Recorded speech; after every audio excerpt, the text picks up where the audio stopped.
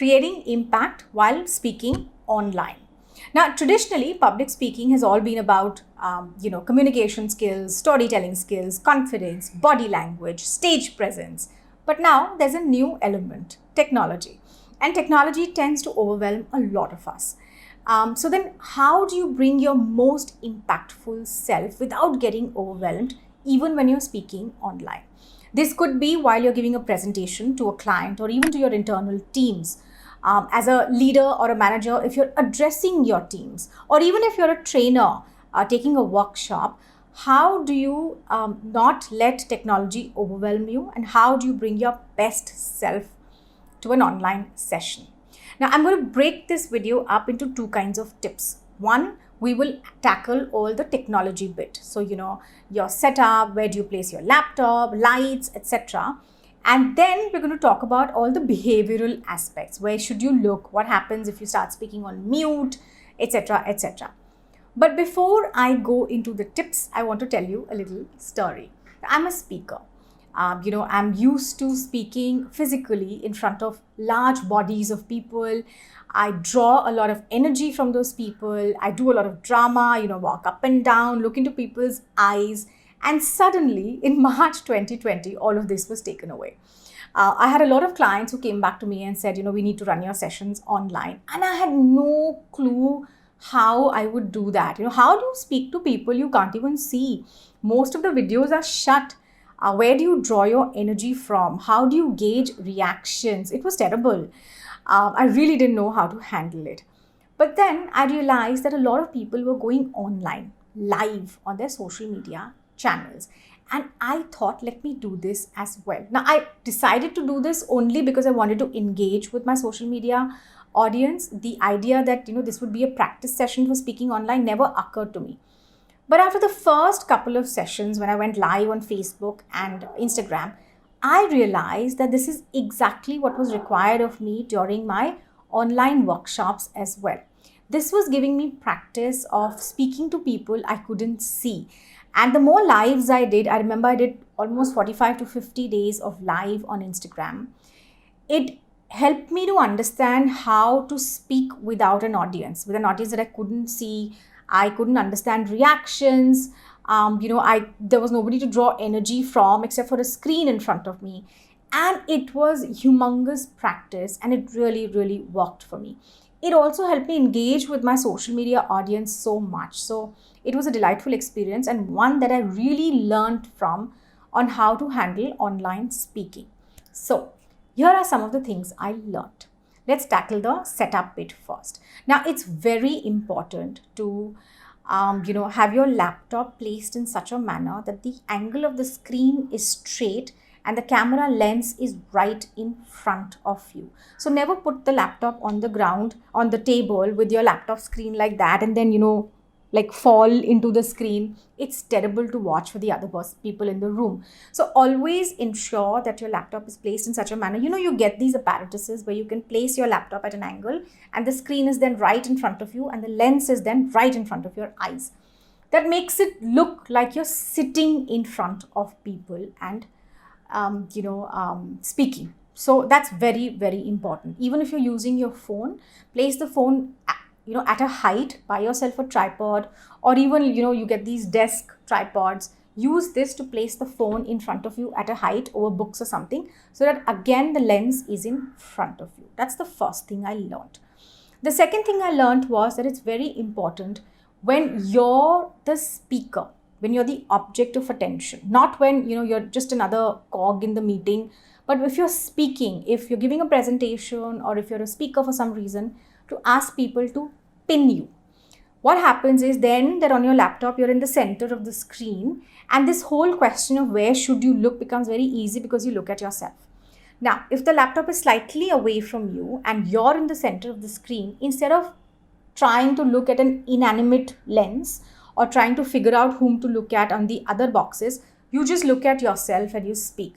And then beach mein, I would still look at people just to see their reactions, were they understanding what I was saying or not. But it's very important to get yourself pinned, and then you have a focus. I always look at myself when I'm speaking, and then I look at other boxes just to see reactions once in a while. Again, if you're a part of a meeting, you're not a pinned speaker, you're just many boxes on the screen. Keeping the laptop away from you, even if you want to look at people, like I find it very difficult to look at a lens. Even now I look at this is front camera and I'm shooting on front camera, I'm looking at myself. But I find it very difficult even now to look at the lens and speak, especially in a meeting. So I keep the laptop away from me and then I'm looking at people, but it doesn't look skewed. The closer the laptop is to you, it looks very skewed when you look at people. Your face will always be at an angle. But if your laptop is in front of you at a slight distance, and even if you look at people, you don't look like you're looking like very skewed, right? So that's another trick I learned. Keep a light source in front of you. Very important. A lot of us at home have work desks which are pushed against the wall, which means that when we're speaking on laptop, it's very dark and dingy and people can't see your expressions. That's not okay. We still study expressions and we still learn a lot from expressions a lot. So it's very important for people to see you clearly. Keep a light source in front of you. Buy a ring light if you haven't already. Never have a very sharp light source behind you or on top of you, which means your face will always be in shadow. Even top of you means that, there will always be shadows underneath your eyes, underneath your nose.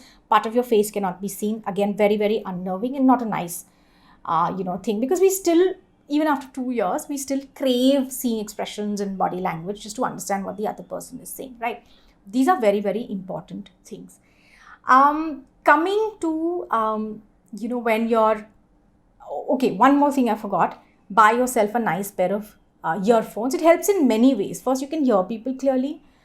Second, you can, you don't shout. Because I have this perception that if I don't have a mic or a earphones, I start shouting because, oh my God, people are so far away. So buy yourself a nice pair of earphones with a mic and use that. When there's an important meeting, when you're giving a presentation, what if Wi-Fi goes? By now, I'm hoping you figured out a good quality broadband. But technology is technology, Wi-Fi can still disappear. I always keep a hotspot ready. Always. It is connected and ready. In case my Wi-Fi on my laptop goes away, I immediately shift to the hotspot. If I'm on my phone, I immediately shift on my 4G. So it's very important for you to keep a hotspot ready so that you don't waste too much time in figuring out abhi on karo and then connect karo and all of that. So keep everything ready, keep your password, keep your hotspot on, keep your password in front of you in case it requires password so that you can immediately jump to another Wi-Fi. Very, very important. Now, coming to the other bit, your behaviors. Part of it I've already spoken about, where you should look because it's important. How you keep your screen will determine where you look. Like I said, have still to figure out between the lens and the people. I really like to see people's expressions, at least the ones that have their videos on. So I oscillate between myself, between the lens and between the people. What happens if you start speaking and you're on mute? Happens all the time. I'm surprised that even after 2 years of online speaking, I still sometimes launch without having unmuted myself. I think the trick, like in the case of physical, public speaking, it's important to keep your cool and not get stressed or overwhelmed when something like this happens. It's the same thing like when you forget on stage. You're in front of people and you forget what you have to say next. What do? You crack a joke. You don't feel apologetic about it. You don't get stressed about it. You don't lose your composure. Similarly, if you started off and you're on mute, it's okay. Somebody will point it out or you will notice, you will unmute yourself and say, even after 2 years of being online, I still forget to unmute myself, So crack a joke or take it in your stride. Don't let it bog you down because nobody else cares. Honestly, nobody else cares. It's a momentary thing. So just forget about it, crack a little joke or just take it in your stride and just move on. That's what counts, Raise your hand when you want to speak. I still follow those few rules. Raise your hand when you want to speak. Sometimes if there's a lot of cacophony, then you will have to speak up, I try not to send too many, if it's not required, I don't send too many messages into the chat box because it's distracting. Unless and until it's relevant to the meeting, I don't do it. But coming back to being the speaker, if you're the object of attention, like I said, Keep your cool, keep everything ready. If you have to share a presentation, keep it ready and open. Practice sharing it once before you actually go into the meeting. Keep it ready on your desktop, open it so that you can immediately share screen and go on to it. Always shut every other tab down before you enter into a speaking session online. Shut everything else on your laptop. You don't want some embarrassing PPTs or embarrassing Word document or images to open. So shut everything else down. Only the presentation that you need to share should be open on your laptop so that you can immediately start sharing that presentation. In terms of other behavioral, I think just again body language, sitting straight with the laptop in front of you like this really helps. Practice. I practiced, like I said, I practiced with the lives on Instagram and on Facebook. You can actually just start your camera and speak into it, and it will give you don't have to put it up anywhere, right? So just that will give you so much practice. Figure out the angles, figure out smiling, looking at yourself and speak. How narcissistic is that? Narcissistic is that, looking at myself and speaking. But it really helps me to bring more expression because I'm actually now looking at someone whose window is not shut. I'm smiling at myself, and it actually gives me a lot of expression, because I feel I'm actually speaking to someone. I think this has been my single largest trick. My single largest trick when I'm presenting to a room where videos are shut is to look at yourself and then, look back, have a conversation with yourself. That has been my single largest tip. And I don't know whether this is going to work for you or not and whether you think this is silly, but it's actually really worked for me. Everything else that goes as far as public speaking is concerned also holds true here. Storytelling and, and keep engaging with the audience. I think the one thing, because in a physical room, you can do actually a lot of that. Here also, it's very important to keep asking them questions, interesting questions. Keep your energy levels high. Keep a bottle of water always next to you.